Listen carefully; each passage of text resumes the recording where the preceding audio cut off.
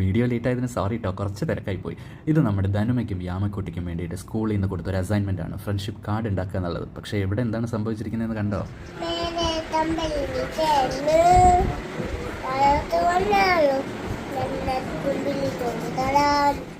ഉള്ള പണി മൊത്തം എൻ്റെ ചേച്ചിയുടെ പിള്ളേരെ ഏൽപ്പിച്ചിട്ട് ധനുമയും വ്യാമയും ചേച്ചിയുടെ വീട്ടിൽ വൻ എൻജോയ്മെൻ്റ് ആണ് കേട്ടോ. അവർ രണ്ടുപേരും മഴയത്ത് കളിക്കുന്നു, പാപ്പം കഴിക്കുന്നതിൻ്റെ ഇടയിൽ ഫുട്ബോൾ കളിക്കുന്നു, പിന്നെ അവർക്ക് തോന്നിയ വാസം പോലെ ബുക്കിൽ കുത്തി കുറിക്കുന്നു. നമുക്ക് പറയാൻ പറ്റില്ലല്ലോ, പ്രായം അതല്ലേ, പിള്ളേർ എൻജോയ് ചെയ്യട്ടെ എന്ന്.